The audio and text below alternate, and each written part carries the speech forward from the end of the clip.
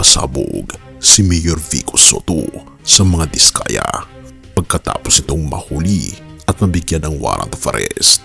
Isang malaking pasabog sa mga anak nito, tinuruang magnakaw.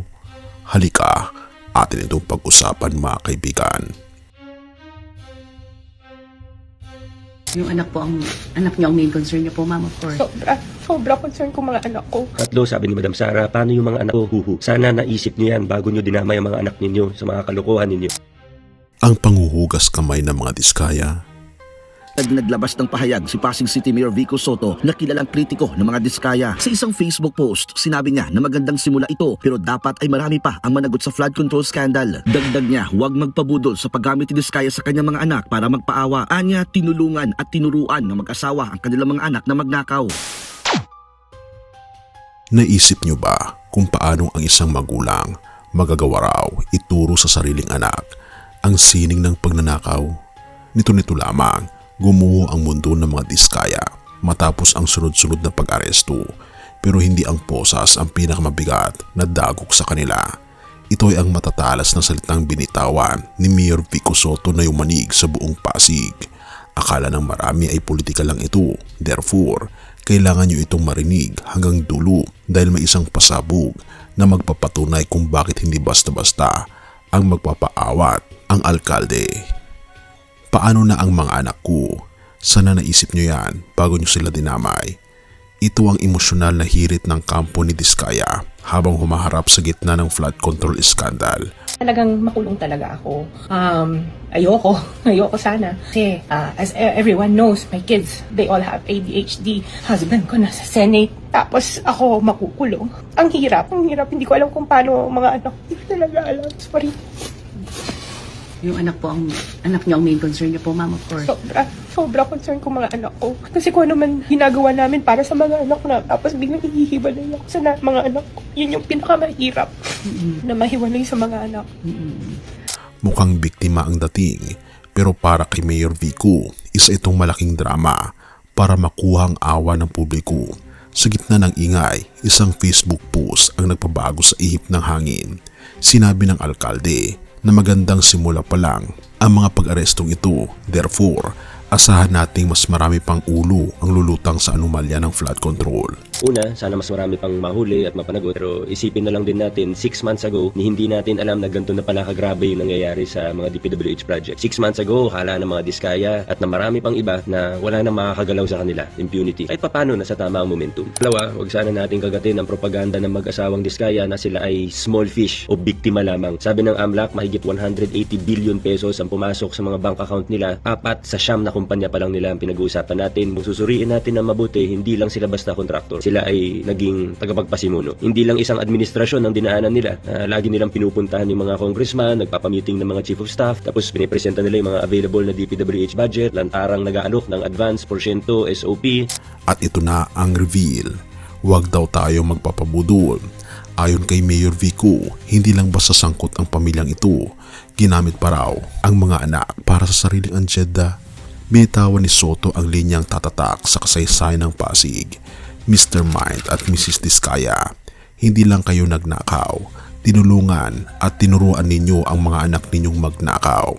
Tatlo, sabi ni Madam Sara, paano yung mga anak ko? Huhu. Sana naisip niyo yan bago niyo dinamay ang mga anak ninyo sa mga kalokohan ninyo. Pangalan pa lang ng korporasyon, ginawa lang santo, pero St. Gerard, St. Timothy, St. Matthew, pati yung YPR. Si Matthew Carl, binili ang St. Matthew Corporation, 18 years old noong 2022, sa halagang 245 million pesos. Sana all may 245 million noong 18 years old. Hindi bababa sa 17 billion ang naging infra projects na nito. Si Gerard William Francisco, 18 years old, 2021, nagparehistro ng one-person corporation, Waymaker General Contractor, 50 million pesos authorized capital stock, 12 million pesos paid up capital. 2023 alone, naka 3 billion pesos ito. Property bang usapan pa yan? Mr. and Mrs. Diskaya, hindi lang kayo nagnakaw. Tinulungan at tinuruan ninyo ang mga anak ninyong magnakaw. Sana magsisi sila, at magsabi na ng buong katotohanan. Pero nasa nakikita natin, parang wala talaga silang pagsisi. Patuloy pang nagsisinungaling. Iba-iba ang kwento. Nung una, yumaman sa DPWH. Sa dulo, maliit ang kita sa DPWH. Minsan, lugi pa daw. Nung una, binanggit si Speaker Martin, pati si Zaldi. Sa dulo, ngayon, wala naman daw silang alam doon. Buti na lang, una na nilang pinangalandakan ng nakaw nila. Kaya halata tuloy sila ngayon. Gumagawa pa rin sila ng kasamaan. Dalawang congressman na ang nagkwento sa akin na humihingi sila ng pera, cash, kapalit ng hindi pagsama sa kanila sa listahan o dun sa ledger. Ilan na rin ang nagkwento sa akin na tinatakot pa rin nila mga dati nilang empleyado para hindi tumistigo laban sa kanila. Blackmail, huwag tayong tumigil. Patuloy natin gawin ang lahat na makakaya natin para mapanagot ang dapat managot. We all have something to contribute. Let's all do our part. Isang akusasyong hindi lang basta pagnanakaw ang kaban ng bayan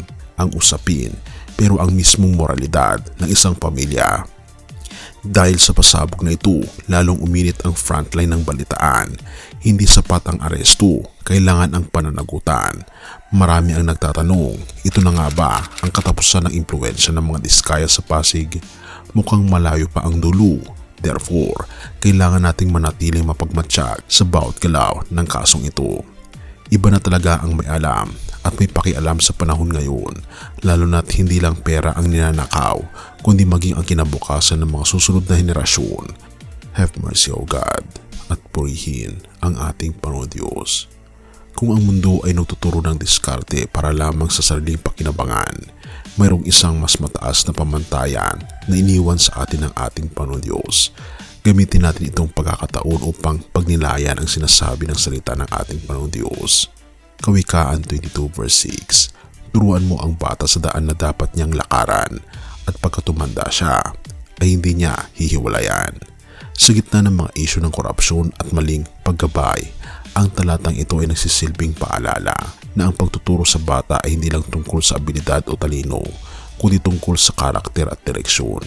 Sa usapin ng pagtuturo sa mga anak na magnanakaw, makikita natin ang dilim ng kasalanan, pero dito pumapasok ang liwanag ng ating Panginoon Hesus. Ang ating Panginoon Hesus ang pinakamagandang halimbawa ng isang tagapagturo. Hindi siya nagturo sa pamagitan ng pamumulit, kundi sa pamagitan ng kanyang awa at pag-ibig. Ang awa ng ating Panginoon Hesus. Lahat tayo ay nagkakamali at marahil marami sa atin ang lumaki sa maling turo ng mundo. Therefore, ang awa ng ating Panginoon Hesus ang nagbibigay sa atin ng reset button. Sa kabila ng ating mga pagkukulang bilang magulang o bilang anak, handa tayong yakapin ng ating Panginoon Hesus upang itama ang ating mga landas. Pangalawa, ang pag-ibig ng ating Panginoon Hesus. Ang pagtuturo sa bata sa daan na dapat niyang lakaran ay walang iba kundi ang paglalakad patungo sa ating Panginoon Hesus. Siya ang daan, ang katotohanan at ang buhay. Kung ang pundasyon ng pagpapalaki ay ang pag-ibig ng ating Panginoon Kristo, hindi kailanman gugustuhin ng isang anak na gumawa ng masama, dahil alam niyang siya ay minamahal ng ating Panginoon Diyos. Purihin ang ating Panginoon Diyos at tayo manalangin. Ama naming Diyos na makapangyarihan sa lahat na nasa langit, salamat po sa iyong walang hanggang awa na umuhugas sa aming mga pagkakamali. Tulungan niyo po kaming maging mabuting halimbawa sa mga kabataan. Naway ang aming mga salita at gawa ay hindi maging sanhi ng kanilang pagkatisod, kundi maging tulay upang makilala kanila. Balutin niyo po ng inyong pag-ibig ang bawat pamilyang naliligaw ng landas, at ituro niyo po sa amin ang daan ng katotohanan upang sa aming pagtanda, hindi kami kailanman hihiwalay sa iyo. Pinupuri po namin kayo at pinapasalamatan o aming Panginoon Diyos sa inyo pong kabutihan sa amin, at patuloy niyo pong gabayan ang aming pong gobyerno, ang mga sangkot sa flood control, ang kanilang mga anak, na magkaroon Panginoon ng pagbabago sa kanilang mga puso, na mas makilala po namin kayo bilang aming tagapagligtas, na kahit gaano kami kasama, Panginoon, ay inyo po kaming pinapatawad. Salamat po Panginoon Diyos sa inyo pong pag-ibig sa amin, at dahil po sa aming po makasalanan ng pagkatao, ay pinapatawad niyo rin po kami. Salamat po sa inyo pong dakilang pagpapatawad, pag-ibig, at pagtanggap sa aming pong makasalanan ng pagkatao, at pinupuri po namin kayo at pinapasalamatan o aming Panginoon Diyos sa inyo pong kabutihan sa amin, at patnubayan niyo po kami at patawarin po kami sa lahat ng aming mga pagkukulang at pagkakasala, at salamat po sa pagdinig ng aming mga panalangin, sapagkat ito po ang aming samot hiling sa matamis na pangalan ng aming Panginoon Hesus. Amen. Bago natin ipagpatuloy kaibigan, siya nga pala ang Great Controversy, na isa sa mga pinaka-kontrobersyal na libro dahil tumutukoy ito sa mga propesiya sa libro ng Daniel at Revelation na nagaganap na sa panahon natin ngayon, bago ang pagdating ng ating Panginoong Diyos ay pinamimigay na namin ng libre sa pamamagitan ng PDF. At ito ay nasa limited lamang na panahon. Kaya i-click mo sa description sa baba upang ma-avail mo kaibigan ang napaka-importanteng libro ito na magbubukas sa iyo sa mas maliwanag mong hinaharap. Purihin ang ating Panginoong Diyos at tayo magpatuloy.